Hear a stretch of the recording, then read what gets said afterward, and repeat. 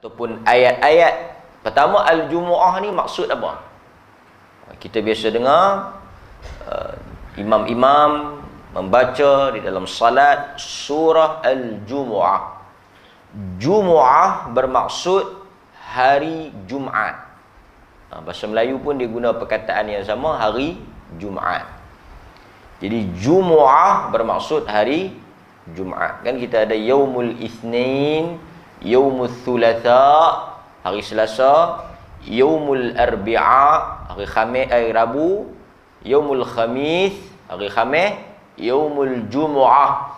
Di bahasa Melayu dengan bahasa Arab tu dari sudut hari itu sama. Hari Jumaat. Yaumul Sabt, hari Sabtu, dan Yaumul Ahad, hari Ahad. Jadi Al-Jumu'ah ni bermaksud hari Jumaat. Okey. Kenapa surah ini dinamakan surah Al-Jumu'ah? Sedikit kita mengenali surah ini. Dinamakan surah ini Al-Jumu'ah kerana di dalamnya ada ayat yang menyebut tentang isu berkaitan dengan hari Jumaat. Ya ayyuhalladzina amanu idza nudiya lis-salati min yaumil jumu'ah. Kan perkataan idza nudiya lis-salati min yaumil jumu'ah. Jadi di dalam ayat ini ada isu berkaitan dengan fiqh salat Jumu'ah atau salat Jumaat. Jadi surah ini berhubung ceritanya ataupun isi kandungannya berhubung dengan salat Jumaat. Tak dinafikan juga adalah satu dua perkara yang berkait dengan isu lain, kan? Tetapi isi kandungannya utamanya berhubung dengan salat Jumaat. Dinamakan juga Al-Jumu'ah ataupun Al-Jum'ah ni kerana apa? Kenapa hari ini dinamakan hari ini ataupun hari Jumaat itu dinamakan Jumu'ah? Kerana Jumu'ah ataupun Al-Jum'ah ini hari di mana ijtima', hari perhimpunan. Sebab itu kalau perhimpunan ni dalam bahasa Arab dia panggil Al-Ijtima'. Kalau tuan-tuan nak buat perhimpunan, dalam bahasa Arabnya disebut ijtima'. Ijtima' tu maksudnya perhimpunan. Kan? Okey.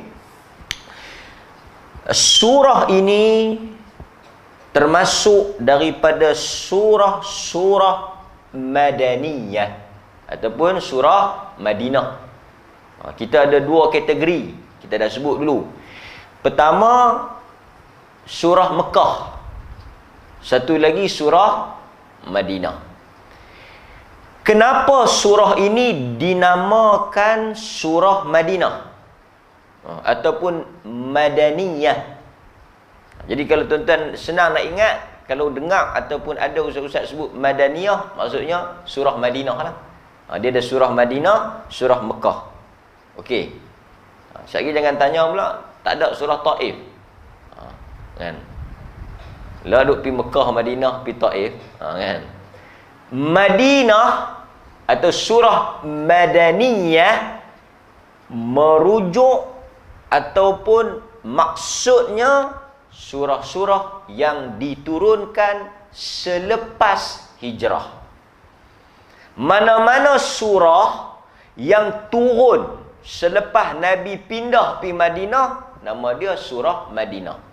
Tak kira lah turun di Madinah ke, turun di Mekah ke, turun di Taif ke, Hudaybiyah ke, apa ke, Tabuk ke, turun tak mana pun, tempat tak kisah.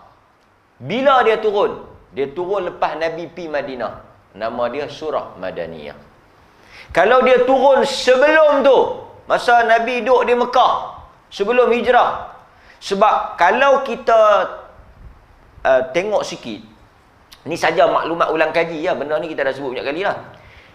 Kalau kita kata surah tu turun di Madinah, nama Madinah, turun di Mekah, nama Mekah, tak berapa kuat, tak berapa tepat, tak berapa kena. Pasal apa? Ada surah yang tak turun di Mekah, tak turun di Madinah. Jadi nak kata nama tu bersabit dengan tempat turun tu tak kuat ataupun tak tepat. Tetapi lebih jelas, kata para ulama, kita cenderung pada pandangan ni lah, dia kira masa. Kalau turun lepas daripada Nabi pindah pergi, katalah Nabi pindah pergi Madinah, lepas tu turun ayat, turun di Mekah pun dia kira Madaniyah. Dia kira selepas daripada itu. Okey? Itu untuk pengetahuan kita lah, berhubung dengan dia panggil apa ni? Ulumul Quran. Ni cerita Madaniyah, cerita Makkiyah, asbabun nuzul apa semua ni, dia berhubung dengan ulumul Quran. Ilmu berhubung dengan Al-Quran. Kalau hadis disebut ulumul hadis. Ilmu berkaitan dengan hadis. Sababul wurud hadis, kan? Tentang sanad, matan pun semua tu dia panggil ulumul hadis. Ini pengajian dalam ilmu Islam lah. Okey. Kemudian tuan-tuan, di antara dalil-dalil yang menunjukkan bahawa surah ini adalah surah Madaniyah, dia ada tanda-tanda dia ataupun ciri-ciri dia. Antaranya surah ini dinamakan Madaniyah kerana surah ini berbicara atau berkisar, isinya tentang hukum hakam. Jadi cerita hukum hakam ni, fiqh ni, hukum salat, hukum jual beli, hukum semayang Jumaat. Cerita hukum-hukum ni Allah turunkan selepas Nabi pindah ke Madinah. Maksudnya turunnya ayat-ayat yang bersifat suruhan, perintah, suruh pergi semayang Jumaat, apa semua ni turun di Madinah. Tapi kalau Mekah, tauhid, tentang akidah. Sebab apa? Kerana orang-orang yang berada di Madinah terdiri daripada orang-orang yang beriman. Di Mekah bukan semua. Di Mekah orang kafir banyak. Di Mekah ni orang Islam sikit. Jadi cerita tentang akidah.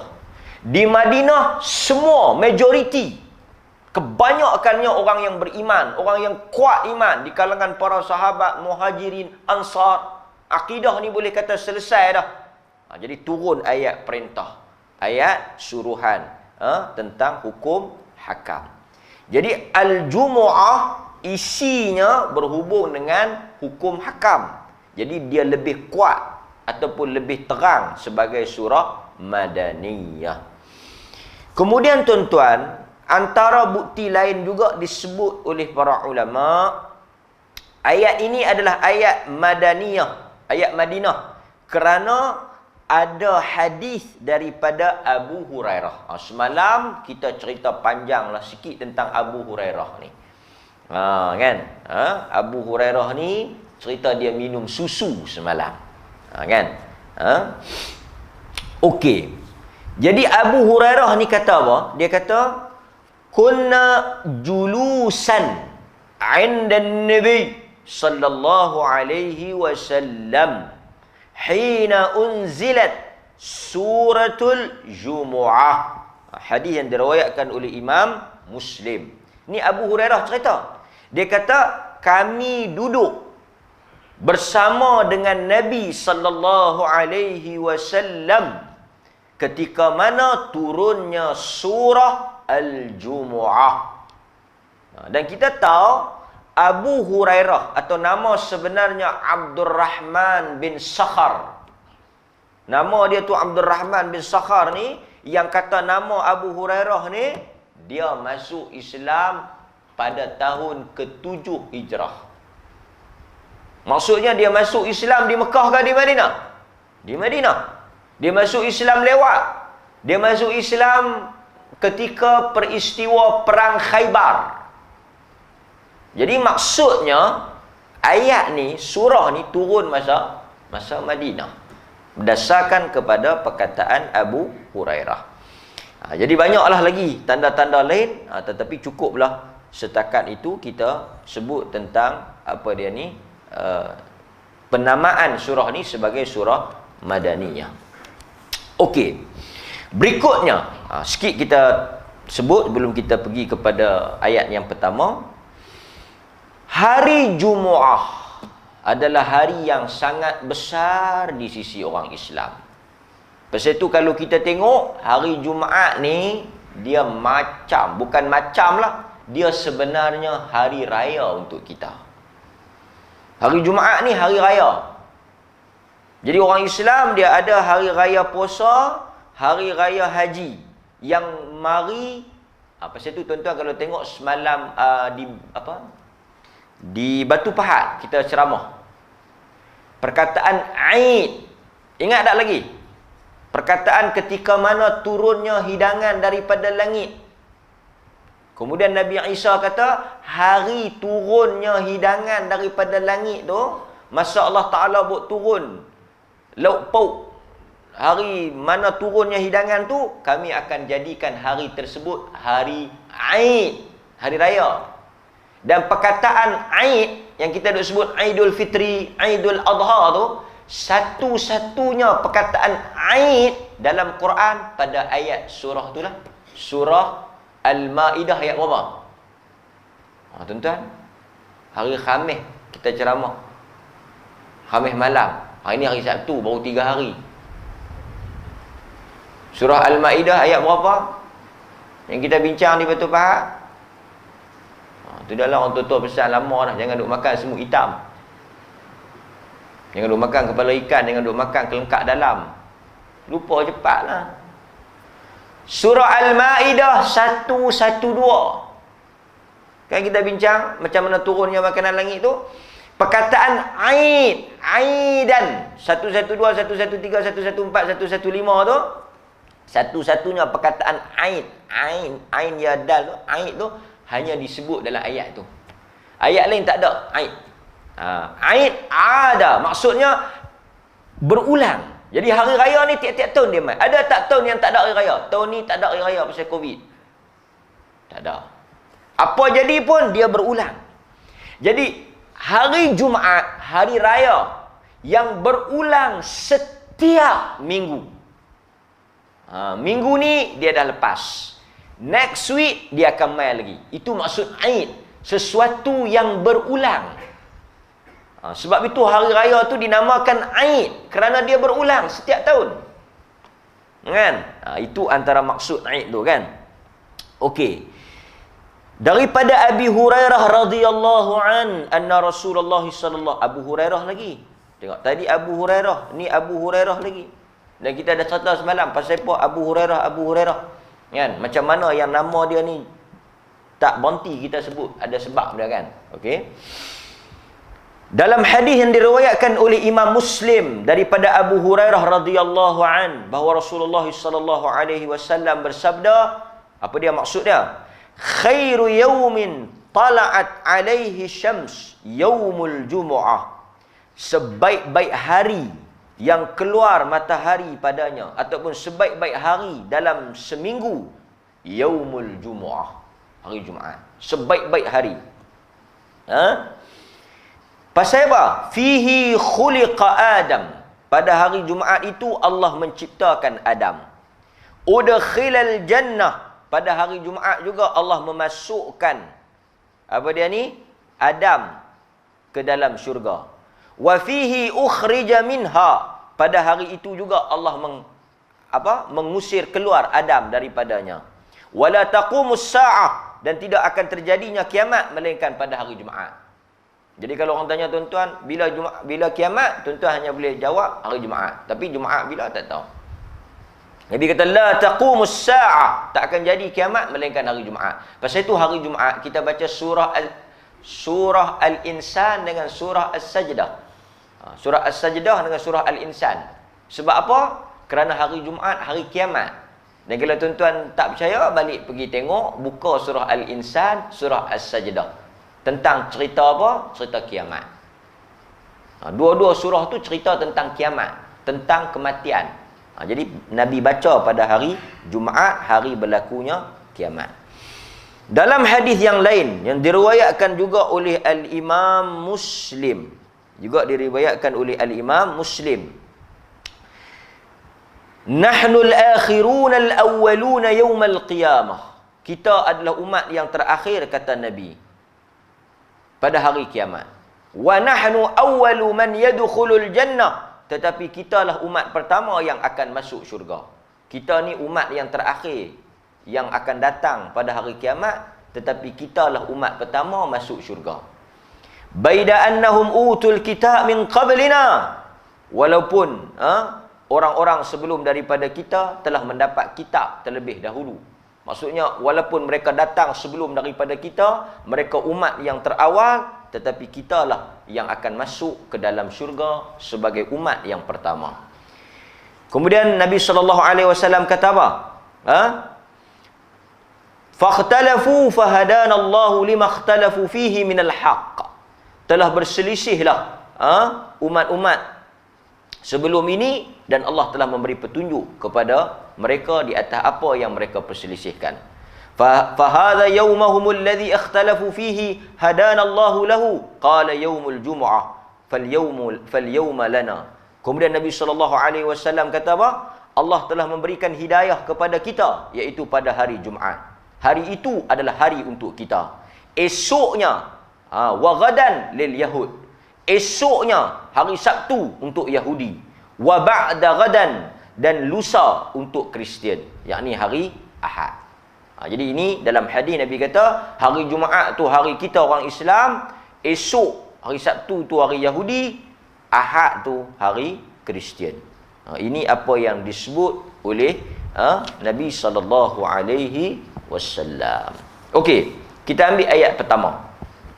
A'udzu billahi minasyaitonir rajim. Bismillahirrahmanirrahim. Yusabbihu lillahi ma fis samawati wa ma fil ard. Allah Subhanahu wa taala sebut Al-Malikil Quddusil Azizil Hakim. Itu ayat yang pertama daripada surah Al-Jumu'ah. Okey, apa maksud dia? Yusabbihu lillahi ma fis samawati wa ma fil ard. Telah bertasbih ataupun bertasbih, sebab dia yusabbihu, bertasbih untuk Allah apa yang ada di langit dan di bumi. Telah bertasbih memuji Allah apa yang ada di langit dan di bumi. Ataupun apa yang ada di langit dan di bumi memuji dan bertasbih kepada Allah, mensucikan Allah apa yang ada di langit dan di bumi. Ayat yang pertama dia mulakan dengan yusabbih. Yusabbih. Tuan-tuan, di dalam Al-Quran ada 5 surah yang dimulakan dengan tasbih. Disebut oleh para ulama, ada 5 surah yang dimulakan dengan surah ataupun dimulakan dengan tasbih, memuji Allah Subhanahu wa taala. Seperti yang disebut oleh para ulama, surah Al-Hadid, surah Al-Hasyr, surah As-Saff, yang kita akan baca selepas daripada Al-Jumu'ah. Sabbaha lillah. Yang ni semua surah-surah ni dia mula dengan tasbih. Yang macam ni yusabbihu. Yang As-Saff sabbaha. Lagi mana lagi? Al-Isra. Al-Isra bunyi macam mana? Al-Isra. Subhanalladzi. Tasbih tu. Lagi? Itu tu duk baca tu. Witir. Sabbihisma rabbikal a'la. Jadi surah-surah ni sabbaha, subha, yusabbih, sabbihis. Ni dinamakan al-musabbihat. Surah-surah yang start dengan tasbih. Kan? Start dengan tasbih. Okey? Kemudian kita tengok apa yang disebut dalam ayat ni. bertasbih memuji Allah, apa yang ada di langit dan di bumi, sama ada yang hidup ataupun yang mati. Al-Malik, Raja. Al-Quddus, ini semua nama-nama Allah. Al-Quddus, yang maha suci. Al-Aziz, yang maha gagah perkasa. Al-Hakim, yang maha bijaksana. Ini nama-nama Allah Subhanahu wa ta'ala. Okey? Kemudian kita tengok sikit apa yang disebut oleh para ulama. Ayat ini dimulakan dengan memuji dan mensucikan Allah, keseluruhan makhluk yang ada di langit dan di bumi. Okey? Kata para ulama, di antara amalan yang paling besar ganjarannya dan yang paling hebat kedudukannya adalah tasbih. Dalam banyak-banyak zikir, dalam banyak-banyak wirid, dalam banyak-banyak amalan, dalam banyak-banyak kalimah, wirid zikir ataupun kalimah yang paling besar, tasbih. Tasbih ni sangat besar. Sebab itu Nabi SAW sebut apa? Kalimatan habibatan indar Rahman. Dua kalimah yang paling Tuhan sayang. Habibatan, yang paling Tuhan sayang. Khafifatan 'alal lisan. Ringan di mulut. Thaqilatan, tapi berat bila timbang pahala dia. Dan Tuhan paling cinta lah. Habibatan ni Tuhan paling cinta. Subhanallah wa bihamdih, dengan subhanallahil azim. Tasbih. Tu, subhanallah tu tasbih. Dia panggil subhanallah tu tasbih. Alhamdulillah tu tahmid. Allahu akbar tu takbir. La ilaha illallah tu tahlil. Jadi kalau kita kata marilah kita bertahlil, maksudnya marilah kita menyebut la ilaha illallah. Marilah kita bertahmid, menyebut alhamdulillah. Marilah kita bertasbih. Apa dia? Subhanallah. Marilah kita takbir. Yang ni semua orang tahulah. Takbir. Allahu akbar. Siapa tak tahu? Tak tahulah. Biji tasbih tu dia panggil subhah. Alat tasbih tu dengan subhah. Biji tasbih tu. Tapi tuan-tuan, yang paling Allah suka bertasbih kepada Allah Subhanahu wa ta'ala. Kata para ulama, at-tasbih maksudnya at-tanzih, iaitu mensucikan Allah. Jadi bila kita maksud, pasal itu kita terjemah subhanallah tu dengan terjemahan apa? Maha suci Allah. Alhamdulillah, ni kena sebut walaupun nampak loh, yang ni pun nak sebut. Kalau tanya kan, awak tak duk lintang pukang kalang kabut kan. Alhamdulillah apa maksud? Duk sebut 300, 80, 100 semua 1000 kali apa? Alhamdulillah. Alhamdulillah apa maksud? Segala puji bagi Allah. Allahu akbar, Allah Maha besar. Alhamdulillah, segala puji. Subhanallah, Maha suci Allah. Itu kita kena faham masa kita subhanallah, subhanallah, subhanallah, subhanallah. Kan? Dan dalam apa? Zikir pagi. Subhanallahi adada khalqih wa zinata arshih wa midada kalimatih. Kan kita baca dalam apa tu? Zikir pagi. Ingat tak? Dalam zikir pagi kan? Subhanallahi adada khalqih wa zinata arshih wa midada kalimatih. Kita memuji Allah sebanyak makhluk di langit, sebanyak makhluk di bumi. Itu kita sebut pagi-pagi itu kita mulakan dengan memuji Allah. Kata para ulama, at-tasbih bermaksud at-tanzih, mensucikan Allah. Ada juga yang menafsirkan at-tasbih dengan maksud ibad, menjauhkan Allah. Apa maksud mensucikan Allah? Apa makna menjauhkan Allah? Maksudnya mensucikan Allah daripada sebarang perkara yang buruk, aib, yang tak layak, tak sesuai ataupun tuduhan yang tak benar terhadap Allah. Maksudnya kita mensucikan Allah daripada kelemahan, kekurangan, aib, apapun perkataan yang tak benar, tuduhan yang tak benar kepada Allah. Yang kata Allah ada anak, yang kata Allah itu ada diberanakkan, diperanakkan. Kita mensucikan Allah. Subhanallah. Maha suci Allah daripada perkataan yang tak betul itu. Maha suci Allah daripada kata-kata yang buruk itu. Maha suci Allah daripada kekurangan dan keaiban. Itu maksud subhanallah. Ibad maksudnya menjauhkan Allah daripada perkara yang tak benar dan tak betul. Seperti mana yang dilakukan oleh orang Kristian. Mereka mengatakan Allah ada anak lelaki. Orang Kristian kata Allah ada anak. Anak tu nama Isa. Tu perkataan yang bohong di atas Allah Subhanahu wa taala. Orang Yahudi juga kata Allah ada anak. Orang Kristian kata Allah ada anak. Nama dia Isa. Yahudi kata Allah ada anak, nama apa? Siapa tahu tuan-tuan? Siapa tahu kita bagi sarapan pagi percuma. Nama apa? Yang tu nama Tuhan musyrikin. Dalam Quran ada sebut. Uzair.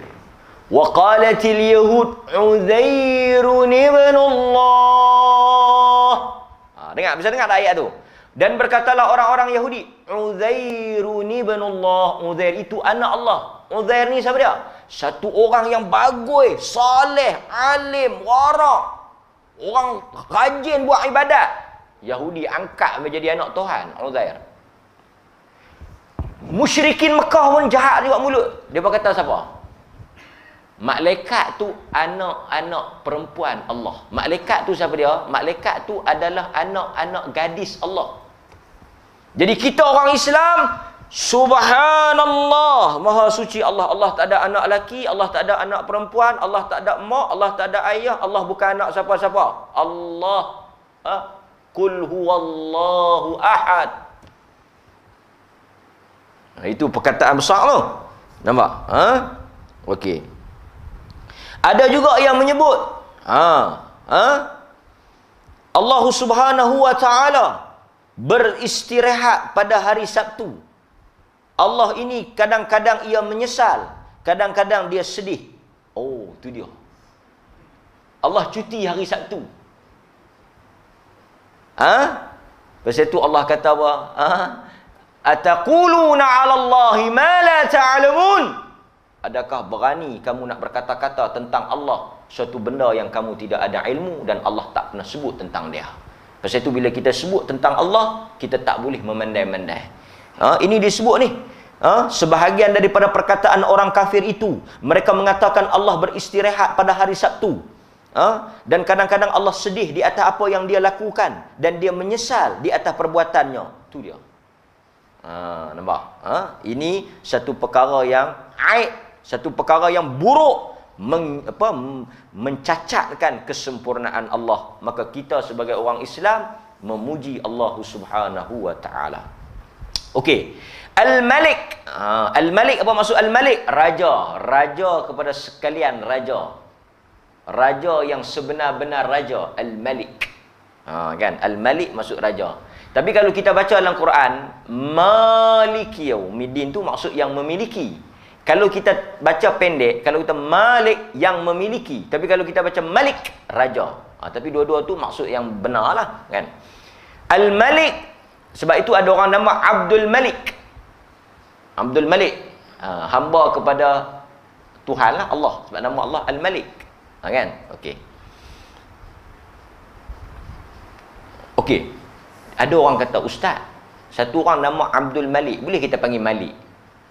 Ataupun satu orang nama Abdul Aziz, boleh kita panggil Aziz? Okey. Abdun ni, siapa dia yang nama Abdun ni, lepas tu mesti nama Allah. Dia tak boleh buh nama selain Allah. Pasal kita ni hamba Allah. Dia tak boleh. Dia boleh kerana dia suka sangat. Contohlah dia suka sangat satu orang, dia buh anak dia Abdun kawan tu. Tak boleh. Abdun mesti lepas tu nama Allah. Kalau kita nak panggil satu orang, jarang orang Melayu panggil contoh kawan tu nama Abdul Aziz, jarang Abdul Aziz. Kawan tu dengar, malaikat panggil aku ke apa? Ingat Aziz atau Aziz. Kan? Abdul Rahman, Man atau Berahman. Okey. Ini kita kena faham. Kalau kita nak panggil, kita hanya ada dua cara. Satu, kita panggil Abdul Rahman, Abdul Razak. Makna dia full meaning, hamba Tuhan. Tapi kalau kita nak panggil tak mau bubuh Abdun, kita jangan sebut alif lam. Kita tak boleh panggil Ar-Rahman macam ni. Tak boleh. Sebab bila kita bubuh alif lam, dia merujuk kepada Allah. Nama dia Abdul Razak. Kita panggil Ar-Razak. Itu Ar-Razak tu maksud Tuhan. Tapi kalau kita tak buat alif lam, dia jadi Razak. Tambah dengan lorak polis kita, Razak. Terus tak tahu apa makna. Tak apalah. Al tu ta'rif, dia terus pergi maksud dia tu Allah. Al-Qahhar, Al-Jabbar. Itu al tu maksud Allah. Sebutan tu kena bagi betul. Tadi kita melawak, telah datang, telah mai kat kita. Assalam. Jangan. Tak boleh. Ataupun nama dia Abdul Ghaffar, kita panggil Gaffar. Ataupun kita kalau nak panggil Abdul Ghaffar, mari sini Abdul Ghaffar. Betul. Tapi kalau kita mai, telah datang Al-Ghaffar, tak boleh. Sebab Al-Ghaffar merujuk kepada Allah Subhanahu wa taala. Jadi Al-Malik, raja. Raja kepada segalian raja. Pada hari kiamat nanti Allah akan tanya pada semua manusia, limanil mulkul yawm, milik siapakah kerajaan hari ini? Lillahil wahidil qahhar, milik Allah yang Maha Esa dan Maha mengalahkan. Pasal itu semua kerajaan yang Allah Ta'ala bagi ni di atas kurniaan dia. Sebab itu seseorang yang diangkat menjadi raja, menjadi pemerintah, menjadi pemimpin, presiden ke apakah, dengan pilihan Allah. Allah pilih. Tapi nanti dulu, saat lagi duk buat Allah pilih, dia tahan, jangan duk lawan aku. Allah pilih aku.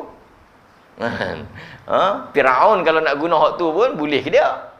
Dia kata kat Musa, pun Tuhan tak pilih jadi raja. Aku Tuhan pilih jadi raja. Jangan duk main-main, aku pilihan Tuhan. Kan? Ada siapa tak tahu kata, ini anugerah Tuhan.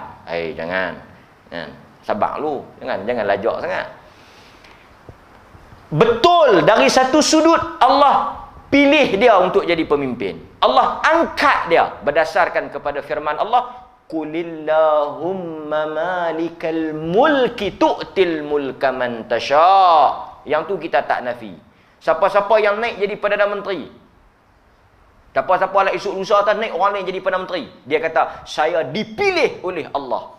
Betul dari satu sudut.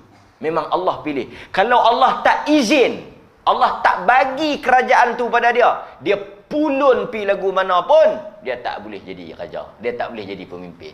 Dia ada nombor negara, dia tak ada nombor negara, duduk nganga situ lah. Kadang-kadang yang tak ada nombor Allah angkat, yang ada nombor Allah tak bawa. Betul tak? Ini saya bagi contoh umum, jangan duk bagi faham tak tahu Allah pula. Yang nak faham tu faham ke diri. Pasal Allah kata kulillah, untuk aku kerajaan ini, tu'til mulka. Tak ada siapa duk sangka, macam mana dia pindah jadi? Allah nak. Tetapi apakah boleh kita guna lesen besar Allah pilih itu untuk menghalalkan segala tindak tanduk dia atau menghalalkan segala perbuatan dia? Tak. Kerana Allah apabila dia bagi kerajaan, macam dia bagi harta, bukan tanda dia setuju. Pasal apa buat ni? Benda ni tak betul ni, tak boleh buat ni, salah ni. Allah lantik aku. Apa yang aku buat Allah setuju lah. Tu dia. Mana boleh macam tu kan? Allah bagi kerajaan bukan tanda dia setuju. Firaun dia angkat. Banyak yang kita baca dalam sejarah, raja-raja yang Namrud Allah angkat jadi raja. Balqis Allah angkat jadi raja. Banyak yang Allah angkat jadi raja. Tapi adakah mereka beriman? Adakah Allah setuju dengan tindakan mereka? Tak. Jadi kita tak boleh kata Allah bagi kerajaan pada kawan tu, Allah angkat kawan tu, Allah lantik kawan tu, Allah bagi kawan tu jadi pemimpin. Itu makna Allah sayang dekat dia. Tak. Bukan tanda Allah sayang, dia bagi kerajaan. Nampak? Macam kita kata Allah bagi kaya kawan tu, Allah sayang, tak tentu. Dan kita tak boleh guna Allah bagi kawan tu jadi pemimpin, Allah sayang kat dia. Tak, tak tentu. Allah bagi harta banyak kat dia, Allah sayang. Tak tentu. So siapa yang jadi pemimpin, jangan berasa Allah bagi kat aku jadi pemimpin ni, Allah suka dekat aku. Tak. Mungkin Allah tak suka dia bagi. Sebab boleh jadi Allah tak suka dia bagi. Banyaklah sejarah yang dia benci tapi dia bagi. Dia bagi. Sebab itu kita selalu sebut Allah izin tapi tak tentu dia redha. Berapa banyak benda yang Allah izin jadi tapi dia tak setuju. Tapi dia bagi jadi. Iblis dia tak setuju. Dia benci, dia laknat, tapi dia bagi iblis. Dia izin dekat iblis. Dan iblis boleh main kat kita. Kalau tak mau ikut, lawan Tuhan. Pasal Tuhan juga yang bagi aku main hasut hang ni. Aku minta izin kat Tuhan nak hasut hang, dia bagi. Maksudnya hang kena ikut aku. Oh, jam kita. Adakah kita nak kata Tuhan izin, Tuhan perkenankan doa iblis, menunjukkan Tuhan sokong dan setuju dengan iblis? Kita tentu kata tak. Macam tu jugalah hidup kita. Banyak benda jahat yang kita buat Tuhan bagi jadi. Izin berlaku.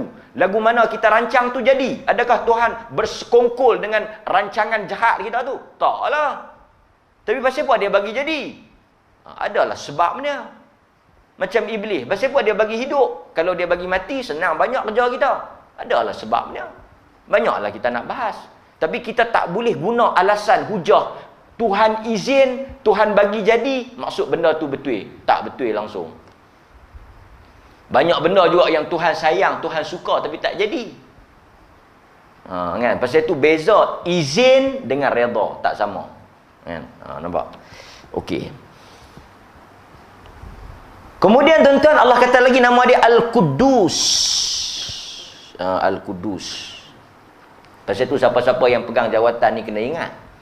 Di hari kiamat esok dalam hadis Allah Ta'ala tanya, Anal Malik, Ainal Mulukul Ard. Aku raja. Allah kata, Anal Malik, aku raja. Mana raja-raja, pemimpin-pemimpin di dunia?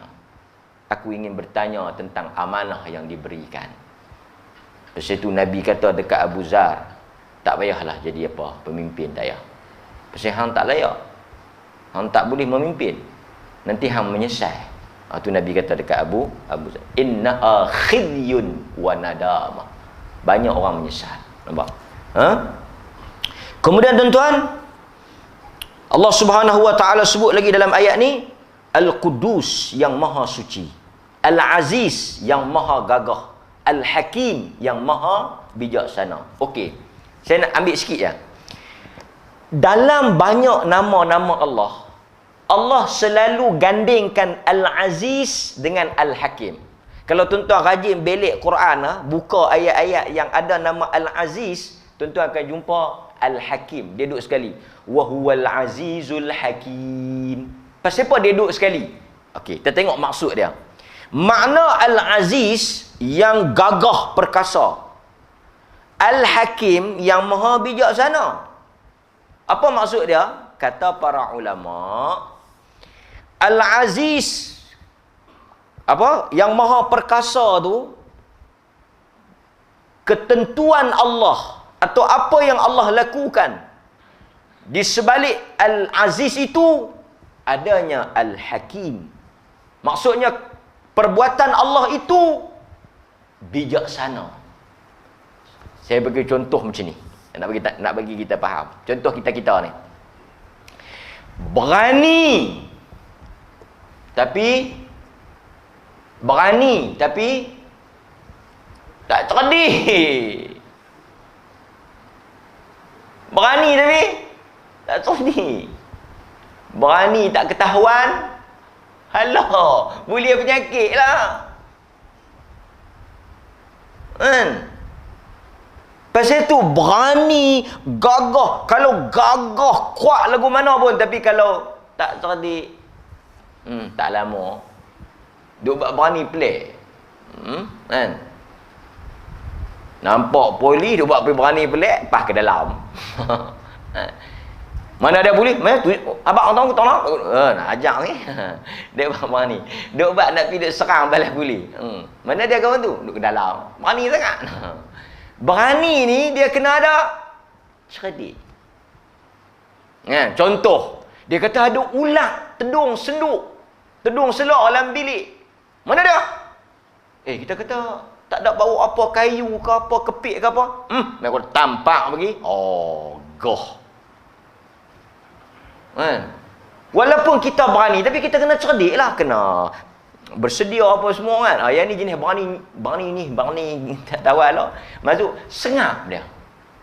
Dia masuk dalam bilik tu sengap, tak keluar. Kita pun masuk-masuk tengok duk sengap tepi ulat. Lepas tu mereka pun pakai duk sembang. Dia seorang yang berani. Dia memang gagah berani. Dia ni memang berani. Berani itu duk sengap. Berani tapi tak cerdik. Berani tapi jenis tuju tak ketawa hala. Tak guna juga. Tapi kalau cerdik tak berani pun tak mau. Jenis ada kan. Abang, ada ulat. Abang mana? Hampir tengok. Yang dia dulu hampir tengok. Dia cerdik. Cerdik kena ke dia. So Allah dia kata wa huwal aziz. Dia gagah perkasa, dia boleh buat apa yang dia nak buat. Tetapi tindak tanduk dia, tindakan dia, keputusan dia hakim adalah bijaksana. Bila dia ambil tindakan, dia jatuhkan keputusan, dia takdirkan satu benda sesuai, tepat dan kena dengan keadaan. Sebab itu bila kita beriman dengan nama Allah Wahuwal Azizul Hakim, apa kesan pada kita? Yang pertama kita tahu kita tak boleh lawan Tuhan. Apapun perancangan kita, kehendak kita, tak boleh lawan. Tuhan ni dia perkasa. Dia boleh buat apa yang dia nak. Apa yang dia nak akan jadi. Yang kedua, kita tahu bila Allah yang buat, Allah yang tentukan, benda itu mesti baik. Tuan-tuan, tak ada benda yang tak baik. Dia kata sakit, takkan baik. Allah apabila dia takdirkan satu benda, tuan-tuan kena beriman satu benda ya. Semua benda yang Tuhan putuskan baik, walaupun nampaknya tak baik. Saya bagi contoh. Satu orang naik kereta, accident, mati. Baik tak? Baik apa?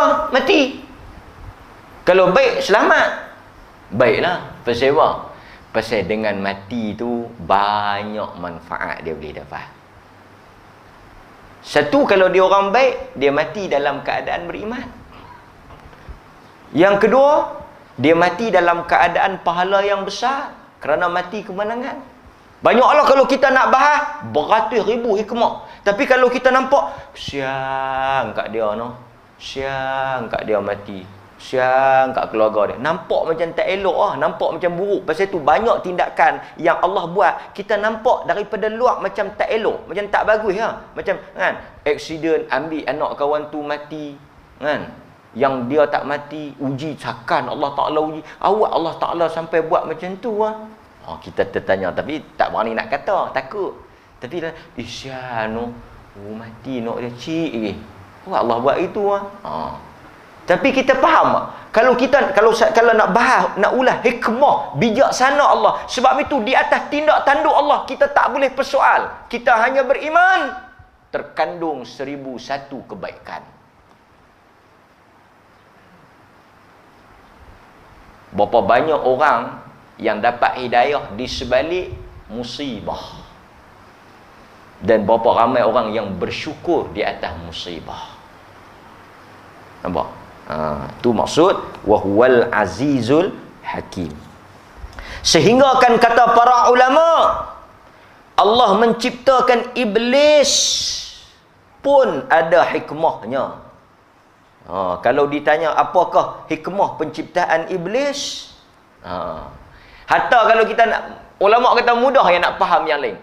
Tengok iblis tu pun di atas kebijaksanaan Allah cipta iblis.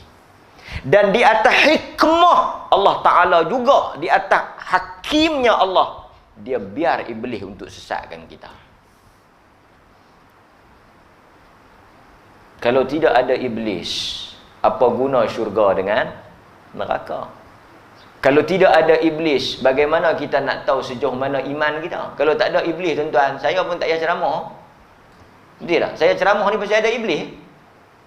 Kalau tak ada iblis, saya tak payah ceramah. Pasal apa? Bagus nak ceramah apa dah? Dosa pahala itu nak diuji. Atau kita nak tahu kadar pahala kita, mesti ada ujian. Mesti ada dugaan. Iblis itu dijadikan untuk rahmat kepada kita. Supaya bila kita buat dosa, kita boleh bertaubat. Bila kita buat salah, Allah boleh maafkan kita. Dan bila kita buat baik lawan dia, kita boleh pahala. Itu hikmah dia. Nampak? Sebab itu tuan-tuan, saya tertarik dengan satu pandangan. Dia kata apa? Dia kata kenapa Allah Ta'ala buat keluar Adam? Allah Ta'ala buat keluar Adam ni pasal apa? Duk elok-elok dah dalam syurga, pasal apa Allah Ta'ala buat keluar? Lepas tu buat masuk balik. Pasal apa perlunya keluar lepas tu masuk? Pernah tak tuan-tuan terfikir? Ini dia panggil tadabbur. Kita fikir. Itu kerja Allah Ta'ala biar pergi lah. Tak, kita kena fikir juga. Pasal apa? Duk dalam syurga, Allah Ta'ala suruh keluar. Buat bagi makan pokok tu, lepas tu suruh keluar. Lepas suruh keluar, ampun, minta ampun, masuk balik. Pasal apa buat macam tu? Pasal apa macam buat bagi jadi panjang cerita tu? Kerana kata para ulama, syurga tidak dimasuki dengan kesenangan. Syurga kita tak masuk dengan kemudahan. Adam peringkat pertama, dia masuk tanpa ujian, tanpa kesusahan, tanpa dugaan. Cipta-cipta duduk dalam syurga. Syurga tabiatnya bukan macam tu. Syurga nak masuk kena menempuh kesusahan, kena menempuh ujian. Maka Adam kena keluar. Setelah diuji, dia bersalah, dia berdosa, dia bertaubat, dia turun ke dunia, dia susah, baru dia masuk. Kerana itulah hikmah dan tabiat syurga. Jadi siapa yang rasa nak masuk syurga, sila panggung, duduk bersandar, nak masuk tu, tak masuk. Mayang tak mau mengaji, tak mau nak duduk relax, ngangor, kena angin timur, dah tahu mati nak masuk syurga. Tak ada. Hatta Adam pun Allah kata keluar. Kulnah bitu, pi keluar. Saat ni masuk lain. Hikmah Allah Ta'ala. Dan Allah Ta'ala nak tunjuk, kalau tak jadi, pasal itu Nabi banyak benda yang jadi dalam hidup dia, Allah Ta'ala saja buat untuk apa? Hikmah kepada kita. Kalau Adam tak buat silap, kita yang buat silap ni, macam mana? Mana apa? Itu hikmah. Pasal itu bila kita baca wahuwal azizul hakim, menunjukkan bijaksana Allah. Bijaksana Allah ni termasuk sebagai penutup tuan-tuan, nak bagi kita beriman dengan nama ni. Saya bagi mudah ya. Setiap keputusan Allah, al-qada wal qadar, tuan-tuan beriman saja. Saya bagi contoh, qadar rezeki. Saya dah bahas banyak kali dah qadar rezeki. Qadar rezeki Allah Taala bagi banyak kau ni, sikit kau ni, lebih kau ni, itu Al-Hakim Allah. Dia tahu kau ni boleh, dia tahu kau ni sepatutnya banyak mana, dia tahu kau ni sepatutnya banyak mana, dia tahu kau ni patut sikit, dia tahu kau ni patut banyak. Dia tahu. So bila kita dapat di atas usaha kita, kadang-kadang ada orang usaha teruk, tak boleh terang mana pun. Ada orang tak ada usaha pun, duduk sengap tapi boleh banyak. Atau pusaka ke, duit jatuh, duit pijak ke apa ke, kan? Orang lain kerja teruk, tak boleh banyak, dia tak kerja pun boleh. Mungkin duit-duit mana Allah Ta'ala tahu. Kita beriman ya. Pasal kita tahu yang bedak ni, bedak bahasa kita bedak, yang divide ni Allah. Jadi dia tahu.